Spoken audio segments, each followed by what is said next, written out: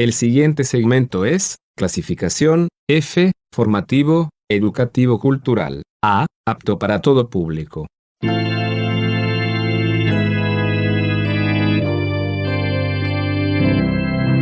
Bienvenido a Hora de Estudio Bíblico con nuestro maestro el Dr. Lehman Strauss. Este estudio es el resultado del tiempo personal con el Señor, el ministerio pastoral y la experiencia en conferencias bíblicas del Dr. Lehman Strauss. Él nos instruye y alienta con la enseñanza de la palabra de Dios. Ahora, el Dr. Strauss. Muchas gracias.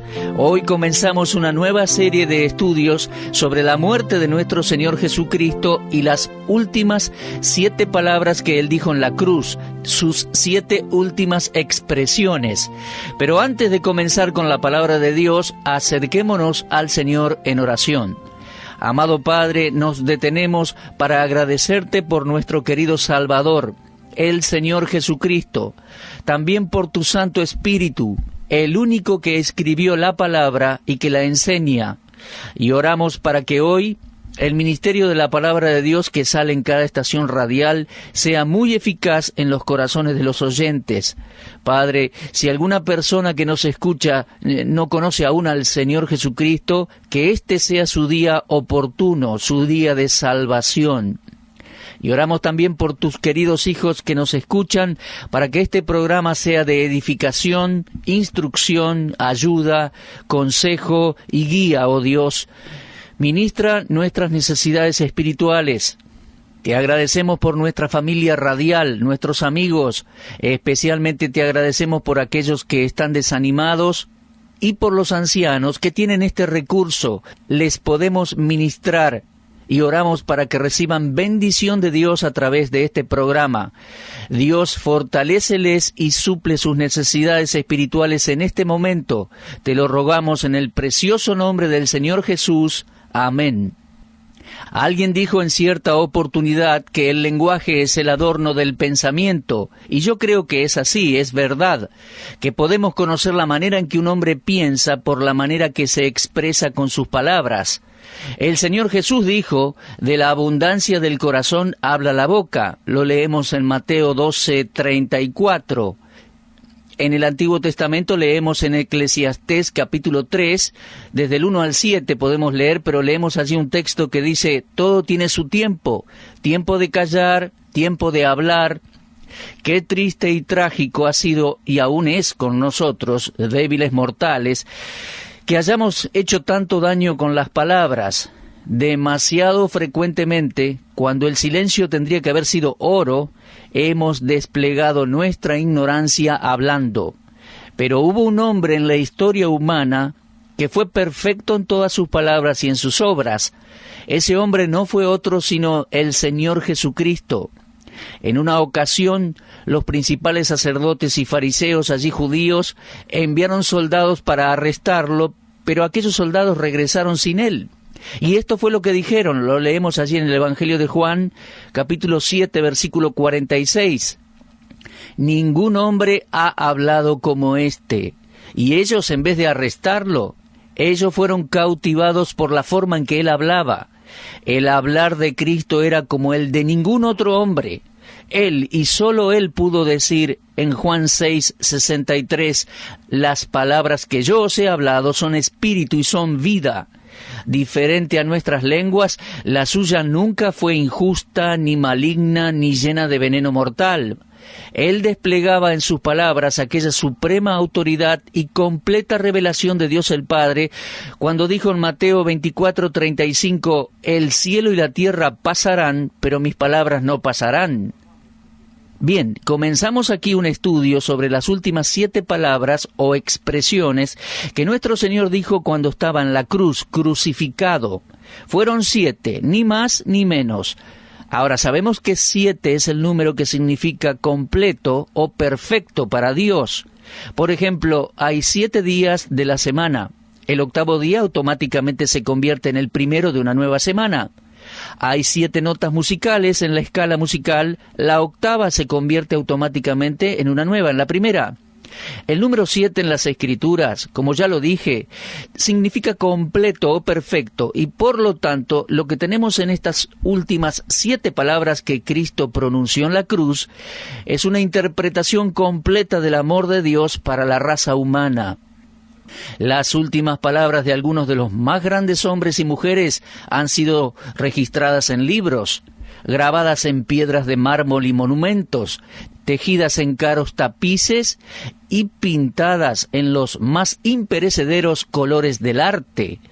Pero por sobre todas las palabras que han sido preservadas para nosotros de los labios de renombrados y de pequeños hombres famosos, las 7 palabras de nuestro Señor Jesucristo permanecen preeminentes. Sobrepasan por mucho a todas las demás. Cuando Cristo habló en el Gólgota crucificado, Él utilizó palabras sublimes y santas como adorno de su pensamiento.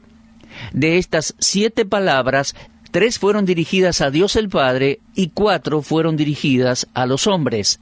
Me gusta pensar en estas 7 palabras como 7 ventanas por las cuales podemos entrar a la misma mente y corazón del Señor.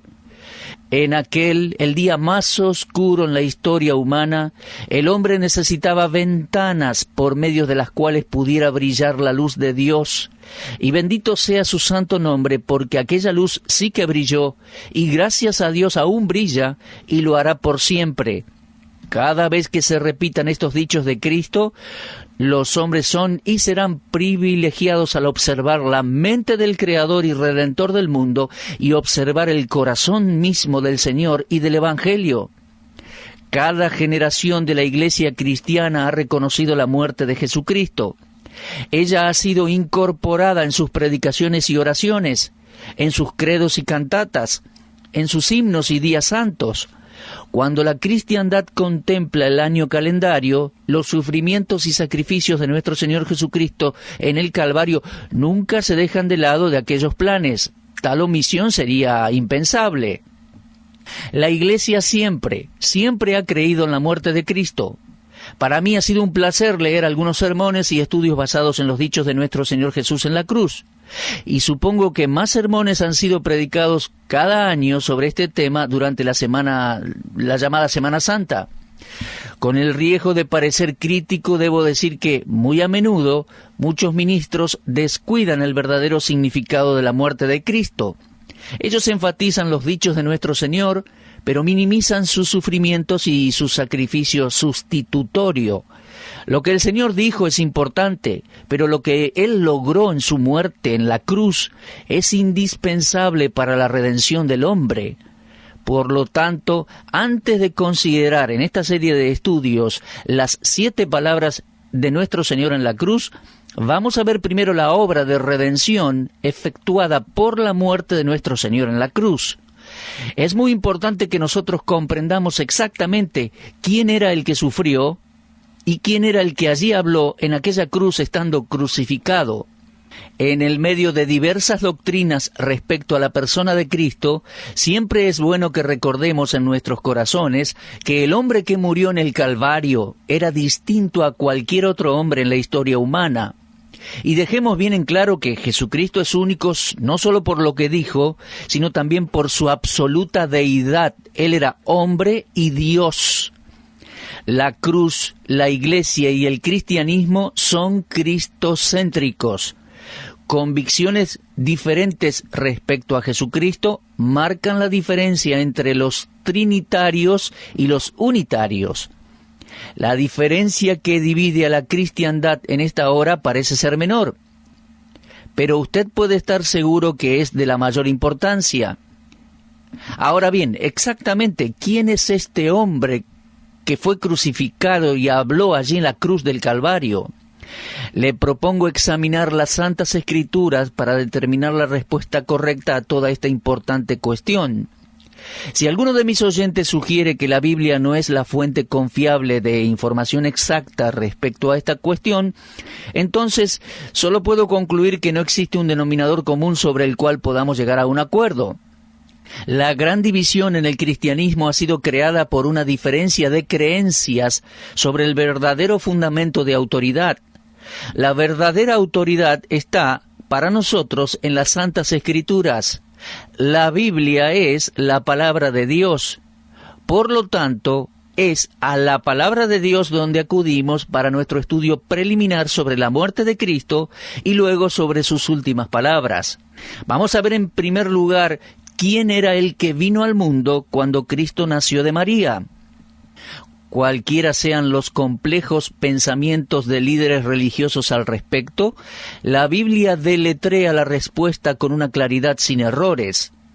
Por ejemplo, leamos en primer lugar aquellas palabras divinamente inspiradas escritas por el apóstol Juan en su Evangelio, capítulo 1, versículo 1 y luego versículo 14.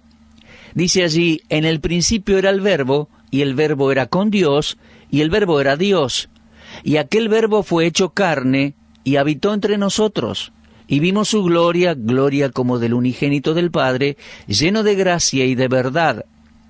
Este pasaje establece la verdad respecto a la persona de Cristo, cuya importancia nunca puede ser sobreenfatizada, no se puede exagerar. Estos versículos contienen una afirmación continua y completa, sencilla y sublime. Simplemente nos dicen que el Dios eterno vino en su tiempo y se hizo hombre. Yo no comprendo todo el significado de estos versículos en Juan 1, pero sí sé que esa es la verdad sencilla establecida. Aquí la eterna preexistencia de este Verbo está implícita, y es Él el Creador, y es Él el que se hizo carne. Por lo tanto, así se nos presenta al Dios hombre, Jesucristo, quien en sustancia y esencia es verdaderamente Dios y es verdaderamente hombre. Vamos a leer lo que Pablo escribió en Colosenses 2:9, y dice: porque en Él, es decir, en Cristo, habita corporalmente toda la plenitud de la deidad. En este punto, Pablo no estaba hablando de una persona mística, sino de Jesucristo, el hombre, en cuyo cuerpo habita toda la plenitud, la suma total de la deidad, lo que es Dios. La palabra deidad sugiere absolutamente Dios, como no se encuentra en ningún otro nombre. Pablo no estaba diciendo que en Cristo habita una parte de la divinidad, sino que en Él habita la completa deidad, la totalidad, la suma total de la deidad. Todo lo que Dios es, lo encontramos en la persona de Cristo, corporalmente.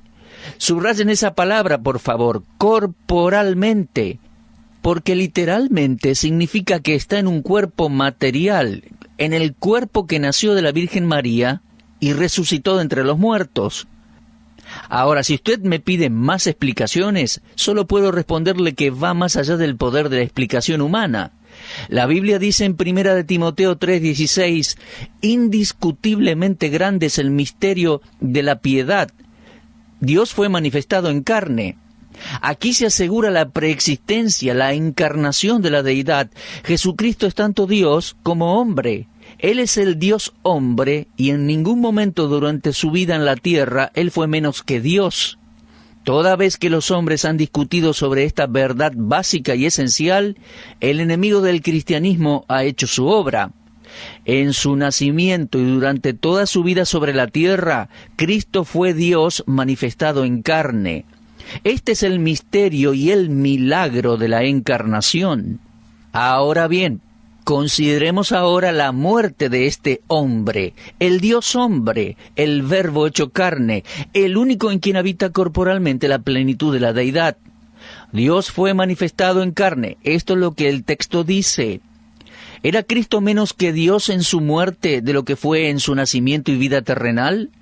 Bueno, la Biblia tiene la respuesta. Leemos en 2 de Corintios 5, 18 y 19, todo esto proviene de Dios, quien nos ha reconciliado consigo mismo por Cristo y nos dio el ministerio de la reconciliación, que Dios estaba en Cristo reconciliando consigo al mundo, no tomándoles en cuenta a los hombres sus pecados, y nos encargó a nosotros la palabra de la reconciliación.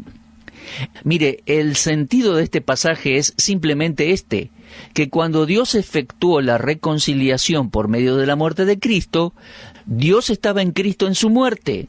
Así como lo fue en su nacimiento virginal, Cristo es el verdadero Emmanuel, lo cual significa Dios con nosotros. Cuando Dios hizo sacrificio por los pecados del mundo por la muerte de su Hijo, Él estaba en Cristo. En ningún momento Cristo dejó de lado su verdadera esencia, en ningún momento Él fue menos que Dios.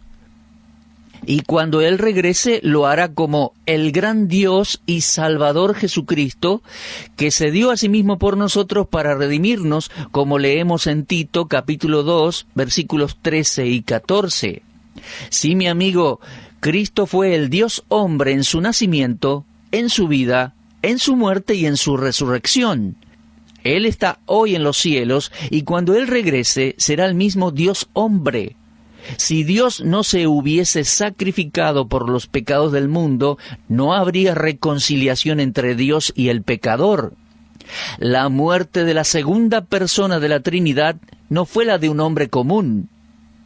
Lo podemos leer en Hechos 20:28. Dice, por tanto, mirad por vosotros y por todo el rebaño en que el Espíritu Santo os ha puesto por obispos, para apacentar la iglesia del Señor, la cual Él ganó por su propia sangre. Yo subrayé en mi Biblia esta frase, por su propia sangre. Dios comprando o ganando a la iglesia con su propia sangre.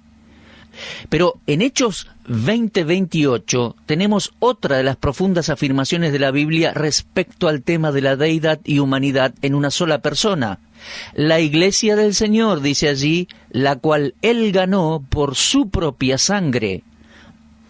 Ahora bien, quiero recordarle algo.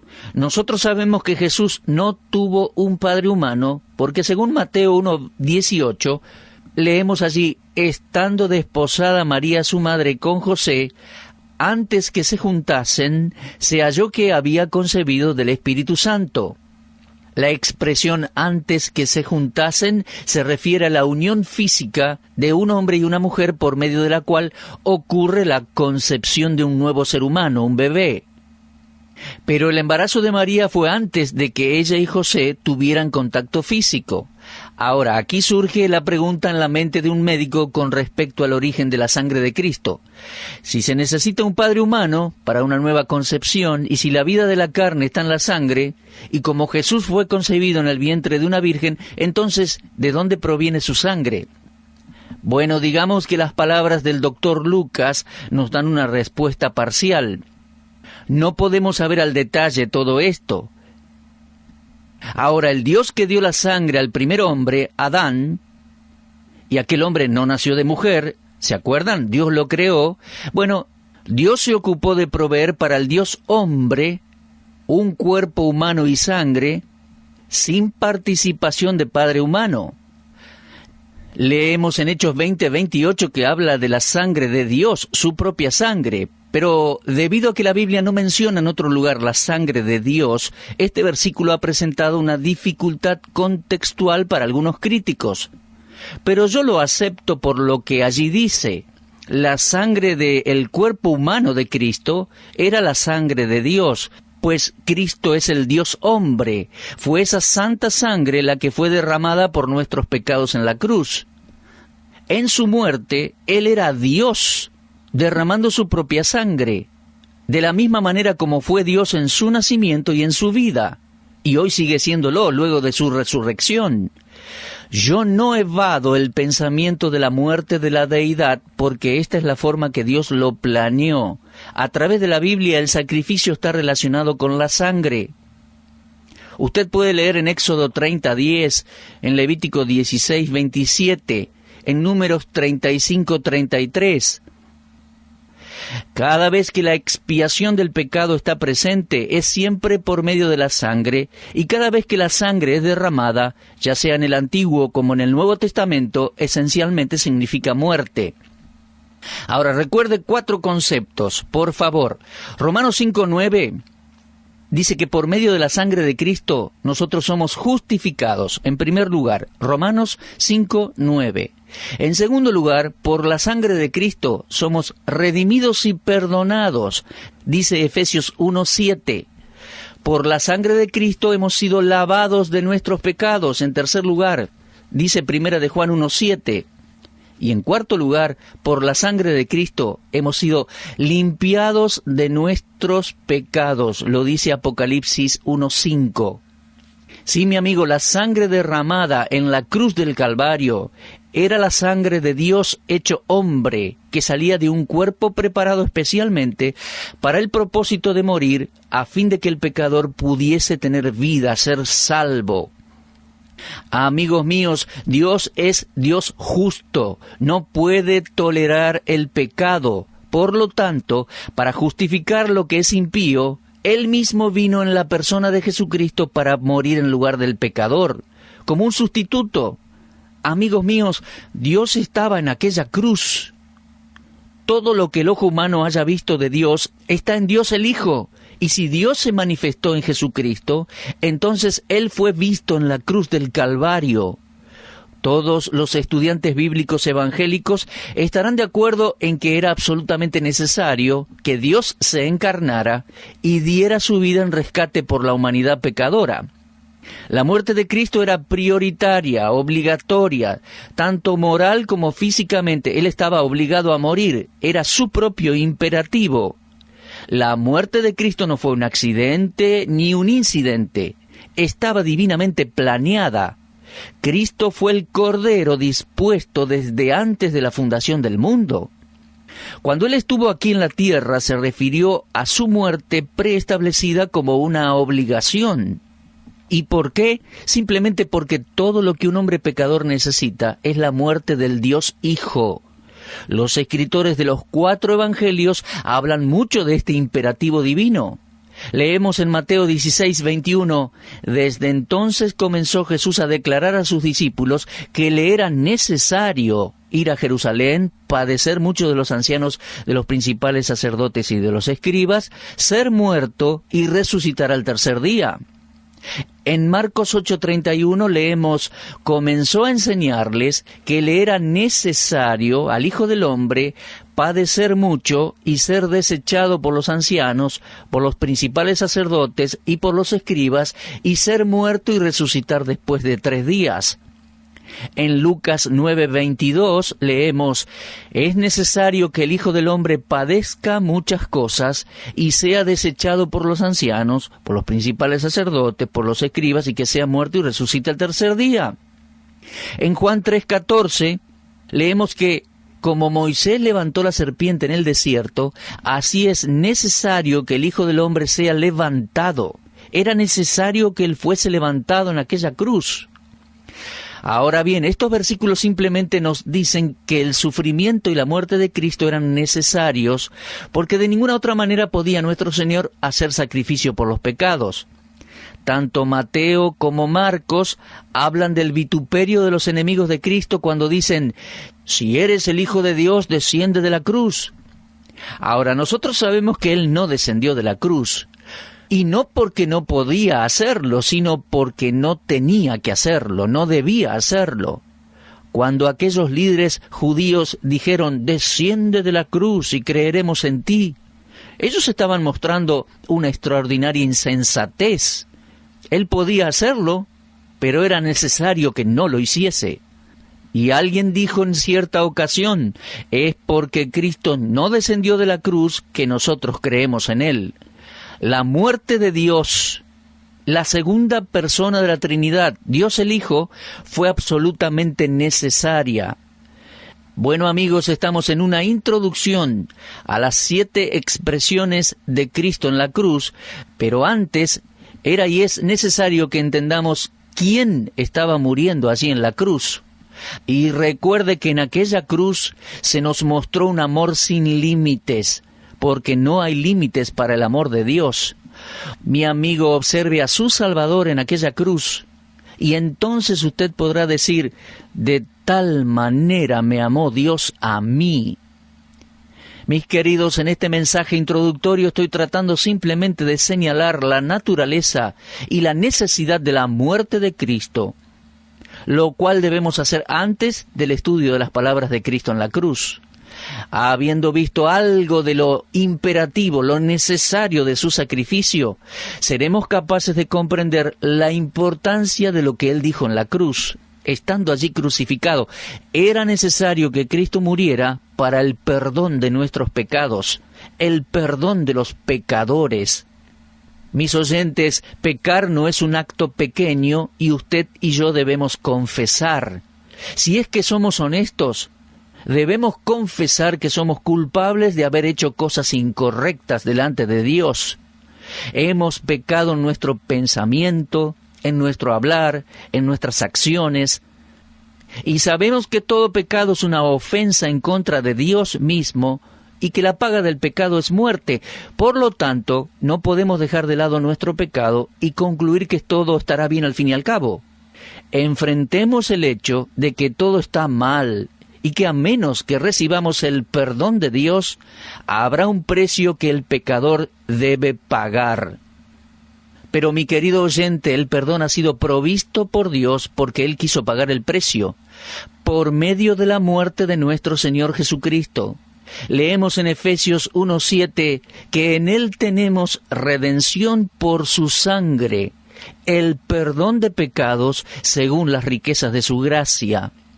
Nuestro perdón entonces es por medio de la sangre de Cristo derramada en su sacrificio en la cruz. No por medio de lo que Él dijo, sino por medio de su obra, aquella obra perdonadora que Cristo logró con su muerte sustitutoria en la cruz. Cargó nuestro pecado, sufrió nuestro pecado para que nosotros pudiésemos ser perdonados. Mi amigo, Dios no puede perdonar el pecado sobre ninguna otra base. Pero gloria a Dios, escuche esta buena noticia, lo hace sobre la base del derramamiento de la sangre de Cristo en la cruz. Confíe en Dios, Él lo ama y le ofrece perdón y vida eterna. Él exhorta allí en el libro de Isaías diciendo, «Deje el malvado su camino y el hombre injusto sus pensamientos, vuélvase a Dios, el cual tendrá de él misericordia y será amplio en perdonar». Mi amigo, ese es el Dios vivo y verdadero. Es amplio en perdonar, pero reconozca por favor sus pecados. Nos perdona en Cristo y nos limpia de pecado por el efecto poderoso de la sangre del Dios hombre derramada en la cruz del Calvario. Mi amigo, ¿ha recibido usted a Cristo como Salvador? Hágalo ahora, por favor. Hágalo ahora.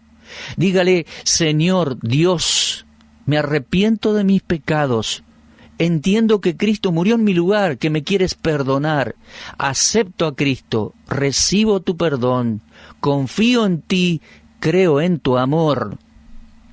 Y si usted ya es creyente, mi querido amigo, reflexione. Frecuentemente debemos confesar nuestros pecados y confiar que Dios es fiel y justo para limpiarnos de nuestros pecados y mantener viva y fresca nuestra comunión con Él. Gracias a Dios, gracias a Dios. Nos detenemos en este punto. El tiempo se terminó por hoy. A partir del próximo programa, entonces, si Dios quiere, vamos a ir considerando las últimas 7 palabras, las últimas 7 expresiones de Cristo en la cruz. Algo muy importante para usted, para mí y para toda la humanidad. Será hasta nuestro próximo encuentro entonces, y muchas gracias. Usted estuvo escuchando Hora de Estudio Bíblico con el maestro el doctor Lehmann Strauss. Si desea escuchar una vez más este mensaje, visite nuestra página en la internet www.bbnradio.org. Le dejamos la invitación para que el día de mañana nos acompañe aquí, en este mismo horario y punto del dial. Hora de Estudio Bíblico es una producción de BBN.